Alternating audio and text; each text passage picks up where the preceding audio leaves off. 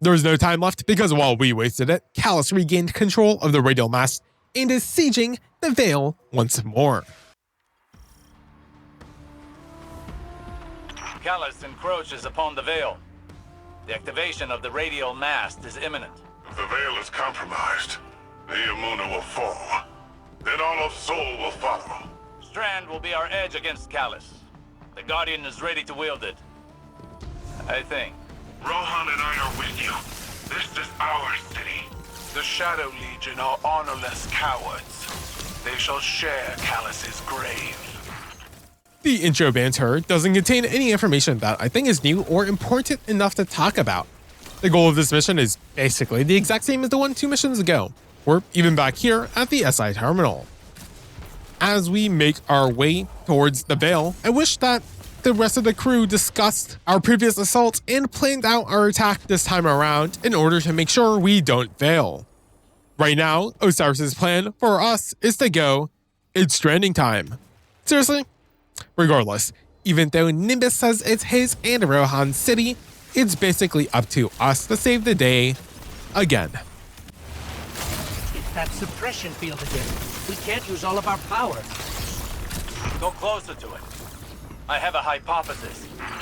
We eventually stumble across another suppression field. Osiris hypothesizes that these devices were built to suppress our powers, but by the nature of how they would come across that knowledge, they can only suppress the powers that the Shadow Legion knows about. That device is of pyramid origin, built to suppress our powers, our known powers. Calus is not prepared for Strand. Use it to overcome their suppression field. Scanning the area for Strand now. Strand is new ability, and thus we should be able to use it to destroy these devices in order to use the rest of our kit. Unfortunately, we're still a neophyte when it comes to these newly acquired darkness powers, and still have to find a concentration of this energy in order to wield it. Ghost saying that it's only just now scanning for Strand is a true brother moment though. Like, why were you not already scanning for Strand? Like, that, you're my ghost, why are you trolling me? Regardless, this obvious lack of mastery only further questions why Osiris thinks that Strand is supposed to be our saving grace in this situation. I make my way into the building, but only after dying. I did not expect the Shadow Legion to block the entrance by placing a turret on the door's frame. It makes sense to me to place a turret on some higher ground where it can have visibility of the entire room, but this location caught me with my pants on the ground, so there might have been some merit to the strategy if they then had any way to capitalize on my temporary death. There isn't any other enemy that was able to block me from reaching the concentration. Your Strand readings are higher than they've ever been. Your training's prepared you for this. Strand flows through you as it flows through everything. Our ghost notes that our Strand readings are higher than they have ever been, while Osiris suggests that our training prepared me for this. When compared to not being able to use Strand at all, of course the difference is apparent. Our ghost comment about our Strand reading is not something that was ever mentioned before. I'm about to read far too much into this, probably throwaway comment from our ghost, but that's his problem. Apparently, our power level, at least when it comes to Strand specifically, is measurable.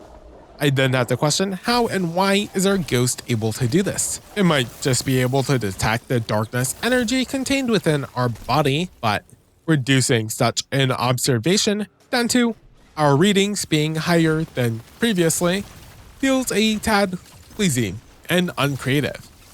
The obvious measure of our power could just be the amount of strands we can manipulate or something like that. Our readings being higher than before suggests that we've grown stronger, but going back to when I initially discovered Strand, the amount of strength I exerted in that encounter exhausted me and caused Nimbus and Rohan to have to save the day. The amount of strength I can have through Strand also depends on the concentration I find. In the previous mission, the Strand concentration at the Cloud Strider's meditation location was stronger than normal, and in canon seems to have granted us with additional strength. what if this concentration in particular was just hidden OP? Osiris mentioned that our training prepared us for this, but I'm not sure what exactly we learned from that encounter or how it made our character stronger aside from Osiris and the game telling us it did. Earlier I mentioned that the ludonarrative dissonance when it came to Strand was mostly fine, but ever since the story shifted focus onto Strand and us controlling it, the disconnect between what we are told happened in the story and what we actually did becomes that much worse. I just mentioned how the story shifted focus from Calus to not Calus for the previous missions, and that is causing some problems. The mission where we rebooted the Cloud Arc was the most useless thing of all time, mainly because it resulted in no change of the status quo. We didn't learn any new information, the Cloud Striders didn't get any stronger, nothing happened. Like, seriously, what a useless mission. The following mission, where we then had a training arc, was a bit better. Strand is a new darkness power available to Osiris and I. Even discounting its attachment to the Veil, that's a big deal already. Osiris thinks that our mastery of Strand will help us defeat Calus, but why does he think that? Just because he lost a light doesn't mean we did. I alluded to this earlier, but we're a guardian. If the writers are trying to make this a character arc for Osiris, then I think the lack of interaction we have with him is making these choices confusing to me. It could be that because he lost his ghost, he's more aware of the mortality of guardians, and thus does not want us to carry the burden of that responsibility all by ourselves. He's still a prideful person, and thus can't just directly tell this to us. Due to our recent adventures together, along with the training session, that bond with us was only strengthened, and thus he cares about us much more than he lets on. So all this talk about Strand being what will save us might just be Osiris' way of coping about him being able to help us in some way. This is conjecture on my end, but it is how I am rationalizing his plan based on the knowledge I have, which is very little, and mainly due to us not ever having a conversation with the man. Osiris' obsession with Strand is perfectly fine, and her training was also fine. However, when the timeline of events is this unclear, what Calus is doing is of the utmost importance in informing us of what actions we need to take. Without this knowledge, to me, it seems like our training with Strand was a waste of time. Like, how is it that I have no idea what Calus was doing for 2 missions straight, and our focus was not figuring out what he was doing? Luckily for us, Calus decided to have a gaming session for 2 missions straight before deciding to attack the Veil again with the Radial Mast. How the game handled the distribution of our Strand powers only serves to make these matters worse. In the first mission, we became Strand empowered and could use every ability. Letting the player have access to the entire kit in order to get a taste of what is in store is a very classic game design decision, and thus I have no issues on this end. However, in every mission after it, every time we could use Strand, we could also use all of our powers. If instead we gained access to these powers one at a time, we as the player could then feel the results of our training. Instead, every time we became Strand empowered, there were no limitations. In fact, we are even able to abuse our powers to a degree that is impossible to obtain otherwise outside of the campaign. Part of what causes this problem is that if we did not have access to the entire Strand kit, having those powers would then be fairly useless compared to what we could already do. Thus, instead of the basic abilities, we have to look elsewhere. Strand's physics and the ability to use a grappling hook in the sandbox is what sets it apart in this regard. We had a single mission where we had to use the grappling hook in certain sections, but I'm not sure those actually even required us to use Strand in the first place. Those sections also barely contributed to a minute of gameplay in their entirety. Like, we crossed a small chasm and got to a higher level of a building. Truly revolutionary stuff. Leading into this manipulation of our spatial location and our ability to traverse through more complex levels is how I would have approached the Strand-focused missions. This does require a massive re-examination of the mission and gameplay structure of the game, though. The much simpler fix is to simply remove the focus on Strand and just keep it entirely on Calus for now. Osiris can have his moment to shine with Strand later on, but for us, as the Guardian, it's just another tool in our arsenal. And while it will prove useful, it isn't our sole trump card. Instead, the focus should be on Kaido and how she plans on stopping Calus. Surely, she, of all people, should have some sort of plan or insight that would prove useful when it comes to stopping her father. In any case, this complete divergence from Calus and the main plot is whack, when they already went through the structure with Aramis and Stasis in Beyond Light. The fact that the game does not address what Calus has been up to is seriously bothering me. The last time we saw him, he was with the Veil and the Radial Mast. And now, he's here, again, at the Veil, with the Radial Mast. Unless only like 3 hours have passed by on Yamuna, my brain is refusing to accept this. Clearly, I have to be missing something. With us now Strand empowered, we listen to Osiris and are able to use our super to break the jammer. This also breaks the barrier, blocking us from continuing in. We also end up losing our Strand powers after this for some unknown reason. Guardian, I got my hands on some schematics for Terran toys. Thought I'd put the replicator to good use. Nimbus calls in and says some mumbo jumbo about Terran toys and replicators. We encountered several smaller jammers earlier, but this time around the Shadow Legion has gone ahead and deployed a much stronger unit. We know how to destroy it. We just need to find some more Strand. In the search for another concentrated source, I turn the corner and run directly into a Cabal Goliath tank. As I attempt to run away, the propulsion from its engines blasts me forward into a wall. This collision drops my health at just a single point. I die a moment later. I try to avoid the tank as best as I can on my second life. But even with a still generating overshield, a single rocket from the tank extinguishes my light. That kind of damage output is actually insane and dictates how I must approach this situation. Of course, as I try to destroy it my third time around, I discover that the tank is actually immune to my damage.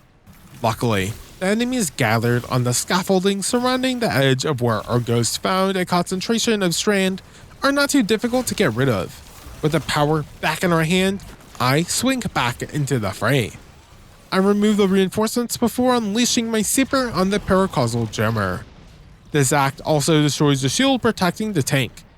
Now that I'm no longer under any sort of suppression, I am able to destroy the tank in order to clear the landing zone. The landing zone's clear. What were these, Terran toys you mentioned? Something called a Drake tank. Looks like fun. You stole those schematics from my files, didn't you? Information wants to be free. It turns out the Terran toys Nimbus mentioned earlier are Drake tanks. And so, this means we have a tank section. You know, in the mission where we've supposedly just gained control of our Strand powers, which provide their own unique movement method. I understand wanting to diversify the gameplay, but this choice really only makes the design choices of the missions that much more confusing. One of the worst problems with this tank section is that it isn't even a proper tank section. Due to how basic the tank gameplay loop is, the replicators Nimbus mentioned spawn in as many tanks as you desire. Yeah, I don't know what happened here either. We're holding the skies and keeping Calus's reinforcements at bay for now, but it won't hold forever. Rohan and the Guardian are on the way. We're running out of time. Kaido calls in to tell us that she is holding back Calus's reinforcements. The rest of the crew chime in to say nothing. Even for generic combat banter, this really gives me nothing. Their suppression fields even disabled the tanks. Calus was really prepared for us. Not prepared enough. I'm running another scan for Strand.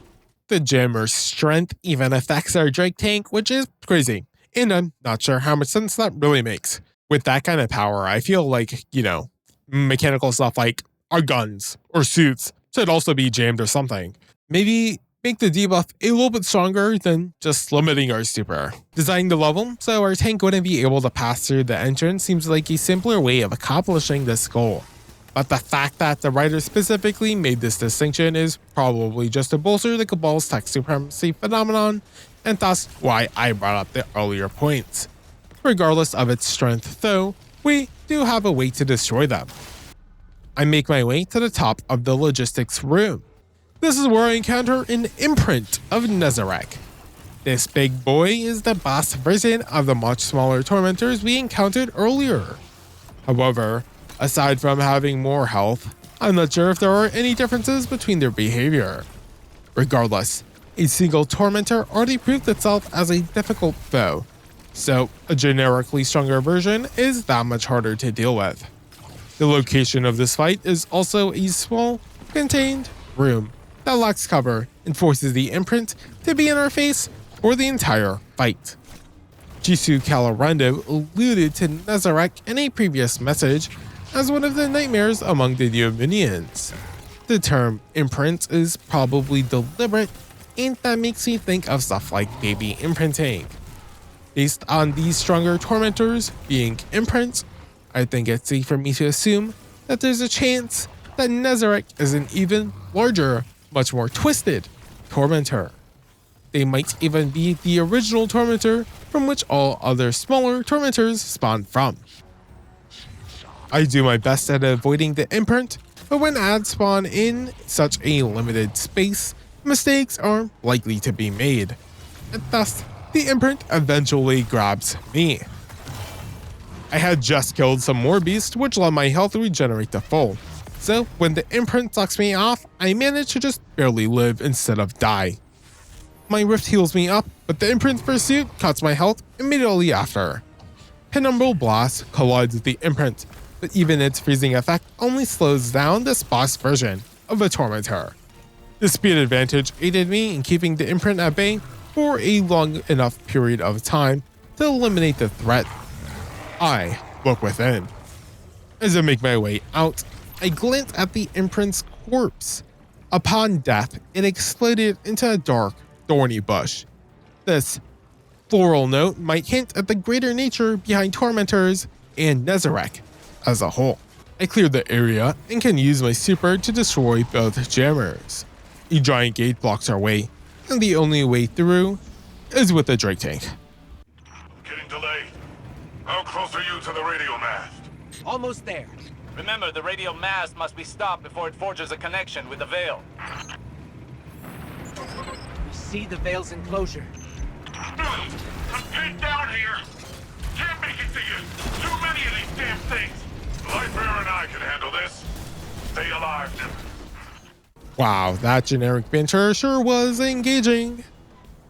Ghost points out how we can see the Veil's enclosure, and this observation made me realize that my mapping of New Muna is non-existent.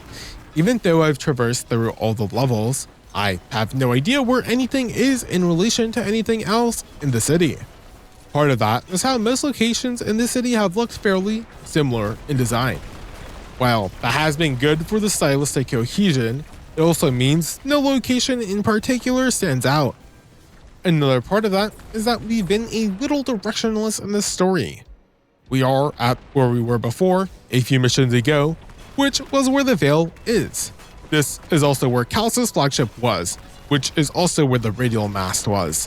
But we saw the Radial Mast being moved, even though it was already where it should have been, with the Veil.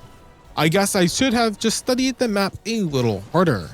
In any case, this tank section is the worst gameplay moment of the campaign, and an overall lowlight for Destiny as a whole. Tanks lack the movement and combat mechanics granted to us Guardians, and thus this entire section is just pressing my forward key and left mouse button. This is fine. This is completely okay. Isn't this exciting? Are you engaged? I guess there's finally a reason for you to not hit that like button, because this gameplay clearly demands all of your time and attention. Don't you even dare think of looking away. Truly, this vertical slice is a testament to waste of time. This way's a dead end. No path forward. Then we'll have to make our own. Ghost continues to troll us and decides to path us into a dead end. Instead of just letting us use our tank, Rohan rushes through the outside wall of the containment zone and creates a path forward alongside some rubble. We enter the Urkala complex. Osiris calls us to reiterate the same point again. If the Radial Mast links with the Veil, it's all over. You and Rohan are our only hope. This time though, it sounds like even his voice actor is tired of repeating the same point, just reworded differently. The rest of this room is eerily empty as we platform up. I like how empty and silent this place is because, well, it should be, especially considering how we got in here. I do wish this room was a proper jumping puzzle platform section though. We also never return here, which is a shame. Nonetheless, we find the Radial Mast alongside a campaign banner.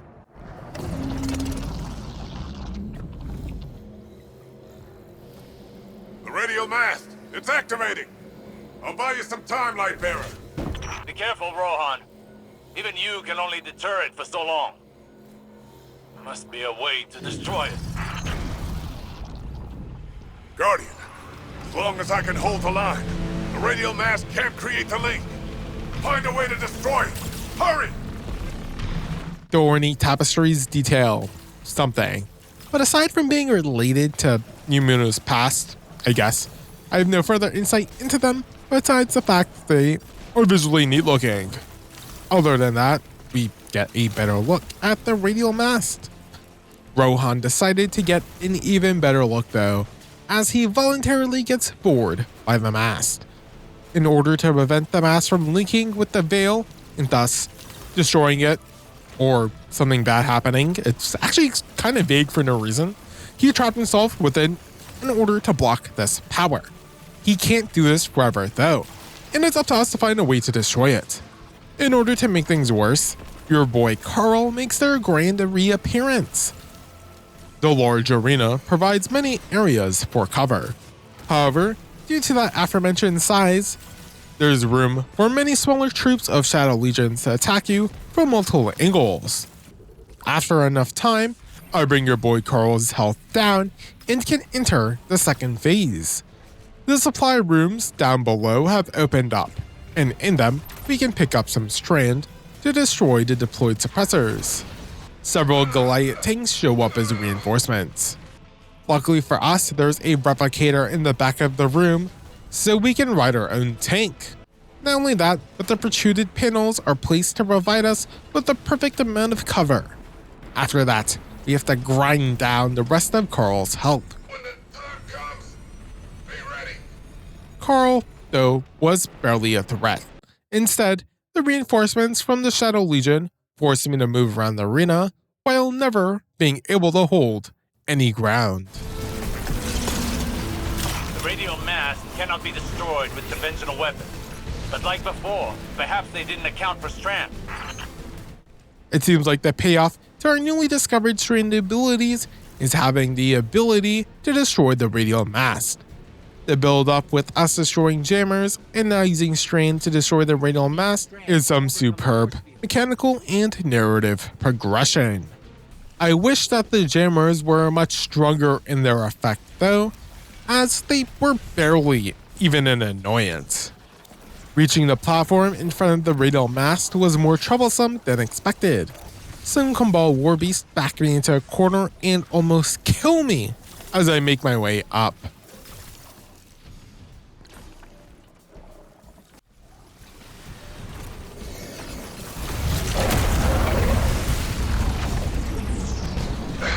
Give me some time to expose its weak point. When I give you the signal, use your Strand.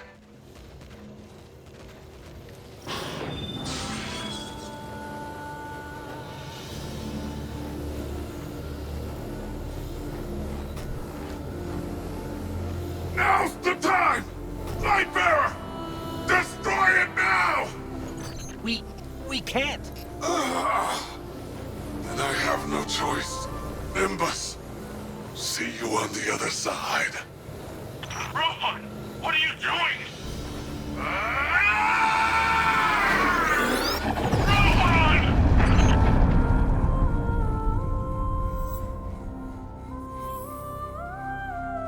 Rohan. He chose a Cloud Strider's end. Hey, Guardian. Can you please pick up his core? I'll need it. Okay, Nimbus. In a giant twist of events, we lose our Strand powers moments before needing it to destroy the Radial Mast, as we looked within the concentration. In our stead, Rohan destroys the mast, although this required him to sacrifice himself. I like this subversion, although there are some problems. Even though it's part of the intent of the scene, us losing our powers moments before we need them feels bad. Even if using Strand hinted at exhaustion after use, there was nothing to hint at us not being able to use our Strand powers first. I suppose that could still fit in line with us failing at a terrible time, but that still feels especially bad when you, as the player, have no agency in such an outcome. The other issue is with us lacking a connection to Rohan. He's just been a dude. Like, that's the best description of him I got. I don't know anything about him. Like, actually nothing. Same thing with Nimbus. Osiris I know a lot about, and his introduction was pivotal to the main events of the narrative. Keitel is a newly introduced character, but at least I know that she's the Empress of the Cabal Emperor. Cloudstrider, as a title in comparison, holds much less weight and respect. Nimbus says that Rohan chose a Cloudstrider's end, and I have no idea if he's just saying this out of respect, or if Cloudstriders have a tradition of killing themselves. After collecting Rohan's core, I get a better look at the tapestry, but I have no idea what's happening.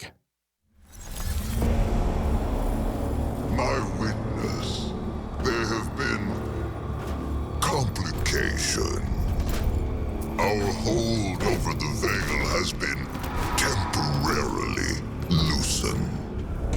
You fear loss, Emperor. Your fear brings you pain. We know pain. Our purpose is its end. You have no purpose. Because you fear to seek one. That fear is your failure. My failure? My failure? I have fed this force with vicious subjugation, battered down the gates of our enemies, and seized our glittering prize. Why? Because I wanted it. You hold the universe in your grasp, and all you can think of to do with it is... Secure the veil. We will create the link. Infinite apologies. The veil is yours. It will be done.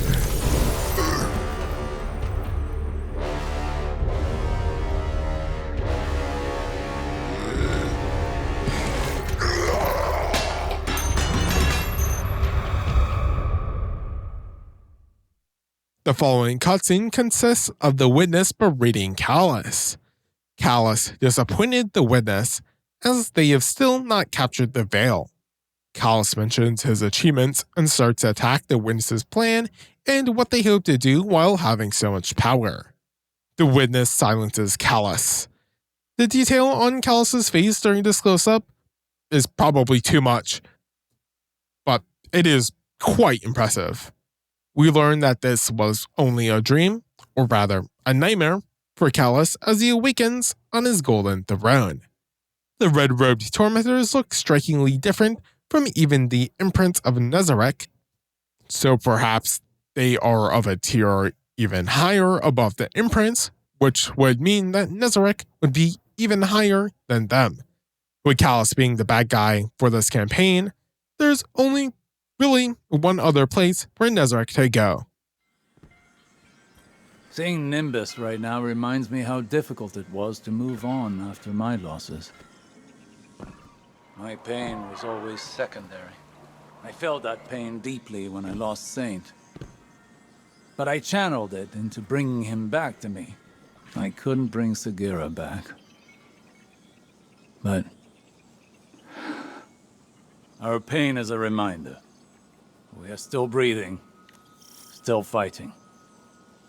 Osiris relates his pain to Nimbus. He mentioned someone close to him named Saint who died, but then was able to just bring back? Sure. With Neomuna Civil News, this is Jisoo Colorado reporting. It is with a heavy heart I must report the passing of our senior Cloud Strider, Rohan, who perished while defending our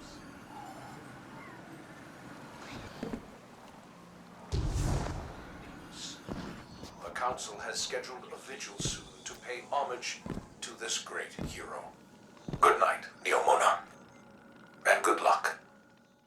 Jisoo Colorado acknowledges Rohan's death, but he didn't even get a eulogy.